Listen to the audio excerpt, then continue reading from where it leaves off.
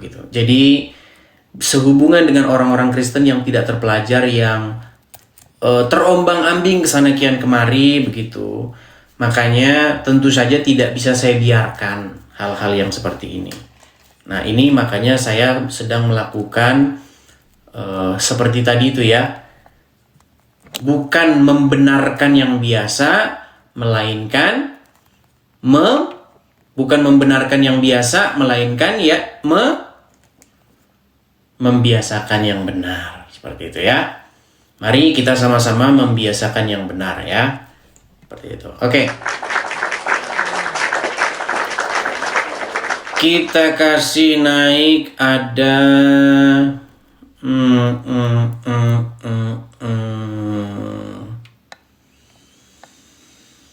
Bang Idan. Bang Idan. Ya, selamat pagi menjelang siang Bang Idan. Halo Dis. Ya, silakan Bang Idan, nyalakan kamera Bang. Gimana caranya Dis? Oke, saya kirimkan permintaan dari sini ya Bang ya. Apa kabar Bang Idan? Baik Dis, baik. Baik. Baik, apa kabar? Baik juga Bang Idan. Ya, gimana? Makin seru ya. Jadi saya melihat memang itulah kalau kita mengikuti segala ilmu-ilmu teologi ya. Ya, jadi itu memang sangat bermacam-macam sih. Jadi versi-versinya banyak. Sehingga itulah yang membuat saling adanya kekuatan iblis masuk ke dalam situ, saling menghakimi. Ya, itu jadi saya melihat contohnya aja lah, kayak saya dulu, saya di HKBP sudah dibaptis, dipegang gini kasih air, terus saya masuk karismatik, saya harus dicelup lagi gitu. Jadi versi itu tidak membuat kita juga jadi benar, ya karena orang banyak setelah dibaptis ya kumat lagi gitu. Ya, jadi itu terjadi di banyak hal. Iya. Ya, jadi itu nggak usah dipungkiri lah. Saya mengalami banyak hal-hal yang saya melihat bahwa menjadi pelaku firman itu sendiri itu memang sangat sulit. Iya, makanya saya fokus ke situ, Bang. Jadi harus dari hati kita sendiri. Kalau kita memikirkan, aduh kemarin saya dengerin dengan Justin itu ya memang agak lucu gitu, dengan bom-bom, dengan ya apa ya, mempelajari itu tapi tidak melakukan firman itu sia-sia. Iya, jadi sia-sia. Sia-sia. Iya. Nah, makanya kalau saya sekarang saya belajar banyak. Sebenarnya udah hampir 15 tahun inilah saya mendalami teologi, dan itu makin pusing, even sejarahnya. Itu waduh, ya, konsili-konsili terjadi. Itulah pekerjaan iblis yang untuk menghancurkan manusia itu sendiri. Ya, jadi kalau saya melihatnya ya kita kembali ke laptop aja deh.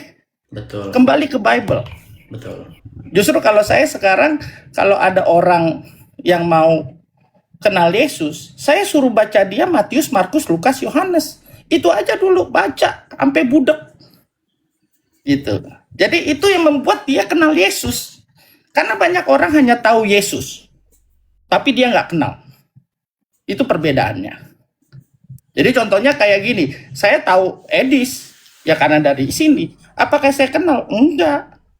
Kita belum pernah ketemu. Ya kan? Yeah. Kenal itu di mana kalau hampir setiap hari kita datang dan berkenalan gitu loh. Bicara, kita baca firman-Nya, kita renungkan firman-Nya, dan kita lakukan. Nah, fokusnya apa yang harus kita lakukan? Fokusnya gitu ke situ, Bang Idan. Makanya sering saya katakan, kenapa sih kita tidak fokus menyadarkan tetangga sebelah? Karena tetangga sebelah itu mereka berusaha untuk melakukan pengajaran yang tidak diajarkan Tuhan Yesus. Betul.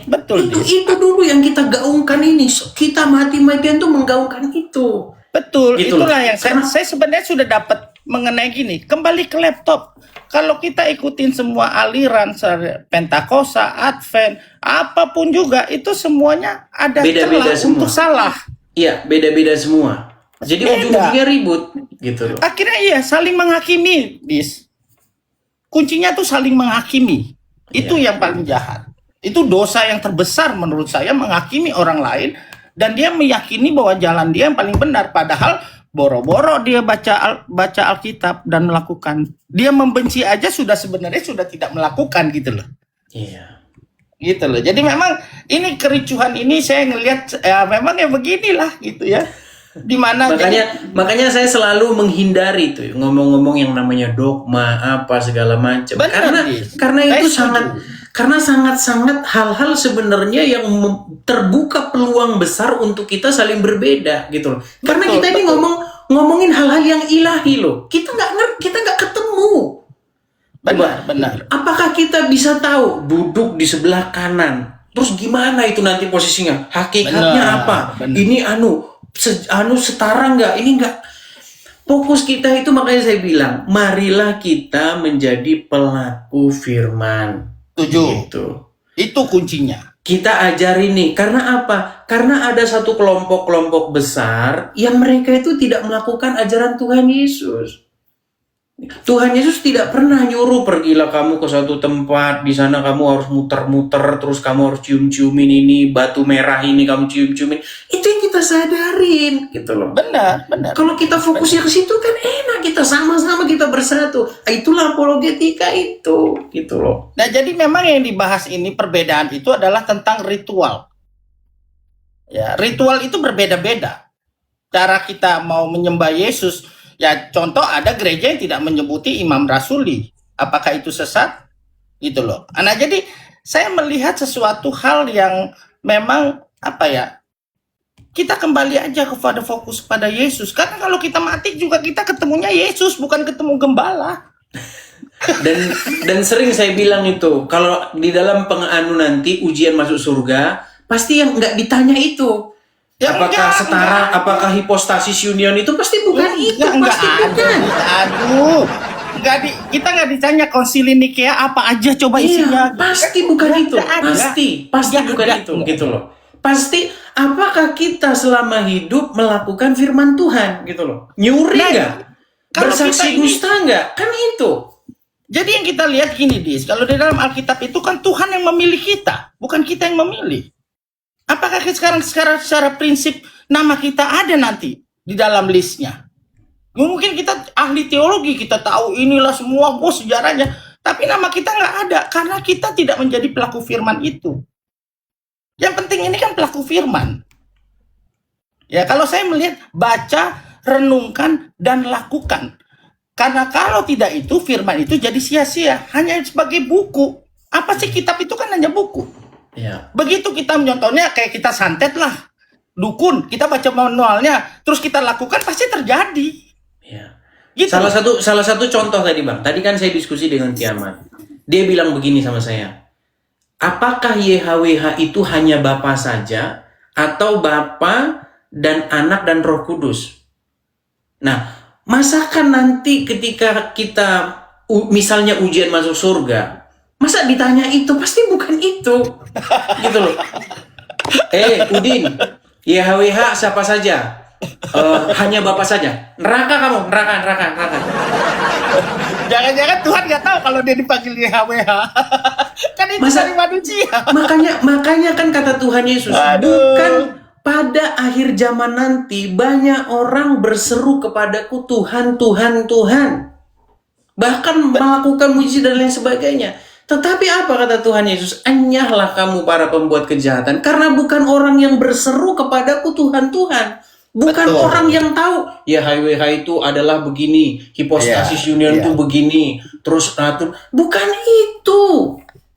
Percayalah, kalau kita ngomong itu, berdebat kita, beda-beda. Gitu loh. Beda lah. Semua itu kan gini ya, kalau saya selalu bilang gini, kalau kamu misalkan kayak ada teman saya yang udah mau mengenal lah Yesus, dia mau mulai tahu Yesus itu, saya jadi bilang baca aja Matius. Kalau kamu tidak ngerti, tanya saya. Kalau enggak, kamu belajar cari sendiri. Bahkan nanti Tuhan Yesus yang datang sendiri ke kamu. Mengartikan itu. Gitu loh. Kita kan dapat hikmat. Kalau kita intim dengan Roh Kudus, sudah pasti roh kita itu melekat. Dan kita dikasih pengertian. Nah contohnya kalau saya selalu bilang, saya udah hampir 15 tahun ini, setiap jam 3:30 saya pagi bangun. Saya intim dengan Tuhan. Bukannya saya itulah yang saya lakukan. Saya nggak mau ibadah orang lain lihat saya. Even istri saya tidak lihat saya. Even anak-anak saya tidak lihat saya. Saya masuk pintu, kunci, dan berdoa. Itu saya lakukan firman itu. Dan hikmat itu datang sendiri. Gitu. Jadi, apakah kita melakukan itu? Apakah kita pamer datang, wah kita selfie, waktu Natalan, kita Paskah, kita ini. Tapi pulang dari sana kita hanya mikirin, abis ini kita makan apa nih? Ya, kita harus makan dulu nih abis itu. Jadi segala hal yang saya sudah perhatikan. Ya dulu maaf ya, saya juga sempat ikut aktif lah dalam sebuah gereja. Dan itu yang terjadi. Nah makanya inilah yang saya bilang, kembalilah kepada laptop. Kembalilah pada Alkitab. Ya Alkitab itu akan ada gunanya jika kamu melakukannya. Kamu baca, renungkan, dan lakukan. Maka disitulah kuasa Tuhan terjadi. Ngerti Bu? Kadang-kadang kita juga gini. Waktu kita baca ini, tiba-tiba pagi datang ada tagihan ini. Kita bisa marah. Nggak dapat hikmat lagi gitu. Ya, sering kita jatuh. Manusia ini kan sering jatuh dalam dosa. Ya kita nggak usah pungkiri. Banyak yang mungkin aktif di mana-mana, tapi melakukan dosa-dosa juga gitu. Yang secara sembunyi sehingga menjadi seorang yang namanya munafik. Nah jadi makanya ginilah. Biarlah orang menilai kamu dari apa yang kamu lakukan. Bukan apa yang dari kamu katakan. Karena perilaku firman itu akan terlihat jika kamu memang melakukannya. Kamu baca dan renungkan. Ya, jadi intinya marilah kita orang Kristen itu fokus kepada yang diperintahkan oleh Tuhan Yesus, bukan fokus kepada Yesus pakai sepatu apa, pakai baju apa, bajunya garisnya apa, begitu. Karena hal-hal seperti itu teman-teman percayalah, hal-hal yang ilahi, hal-hal yang metafisik, sesungguhnya kita tidak betul-betul tahu persis. Betul, gitu. Gue setuju itu. Ya bahkan kalau masalah surga dan neraka aja kita bahas, kita pusing sendiri gitu loh. Iya. Ya kan? Tapi ya kalau kita mengikuti apa yang sudah dikatakan oleh firman Tuhan itu, dan kita taat dan setia kepada dia, ya kita akan bisa lihat sendiri. Dan setelah kita masuk pun kita nggak bisa WA orang yang di bumi, bos gue ternyata surga enak lu. Wah coba deh lu tekun aja deh gitu. Nggak mungkin, nggak ada berita itu. Jadi nanti kita sendirilah yang mengalami itu pribadi. Makanya mungkin ada dibilangnya pribadi lepas pribadi ya. Itu ya kalau masalah dikritik ya karena mungkin kan lu banyaklah orang yang mau pansos lah. Iyalah kalau ikut ini mungkin kalau gue sih nggak pansos ya, follower gue juga nggak akan nambah gitu. Nggak perlu gue. Ya, jadi secara inti tuh gitu. Gue seneng sama lu tuh soalnya hanya kembali ke Alkitab. Kunci kita. Ibaratnya kalau orang bilang kunci surga ya itu Alkitab deh. Udah titik. Gitu. Tapi kalau lu baca ya, dan itu yang sedang saya beritakan, supaya apa? Supaya umat-umat sebelah ini rujukannya, patokannya yang merajai dia bukan lagi kitab cacing tetapi Alkitab begitu. Iya, betul. Gue setuju. Jadi kalau mungkin ya kalau mau mulai ya kenal Yesus dulu lah gitu. Karena kalau kita mulai, maaf ya, mungkin cara saya berbeda. Kalau kita mulai kenalin Kejadian, Keluaran, Ulangan sampai Maliaki, dia akan pusing duluan. Iya, pusing duluan. Tapi kalau dia mulai kenal Yesus dulu, sehingga Roh Kudus itu datang kepada dia, ya kan memang Roh Kudus memang sudah diutus oleh Tuhan setelah dia naik ke surga. Tapi ini secara prinsip, biarlah hikmat itu kamu dapat sendiri dari pengertian yang dituntun oleh Roh Kudus. Nah itu gimana caranya ya? Ya kamu lakukan sendiri dulu. Nggak bisa diajarin kayak gitu-gitu, nggak bisa diajarin. Amin. Gitu loh. Contohnya nggak bisa kamu ajarin orang lari, ya lari aja gitu loh. Ya kamu lakukan sendiri. Baik, nah Oke, kita beri kesempatan. Kita beri kesempatan dulu Thank kepada you yang banget lain. ya. Thank you udah Sama-sama, Bang dinaikin. Idan. Ya, semangat terus ya, Dis. Jangan gentar gini. Kalau kamu benar, jangan takut disalahkan. Amin, amin. Tapi yang Terima paling kasih, penting, Bang Idan. kalau kamu salah, jangan kamu dibenarkan. Baik. Ya, jadi terima kasih, Bang intinya Idan. itu aja, Dis. So Baik. proud of you, Dis. Ya, Jesus bless you, Jesus lead you. Apa yang kamu katakan semua adalah apa yang dikatakan oleh Tuhan. Ya. Amin, amin. God bless you. God bless you too. Bye, bye, bye.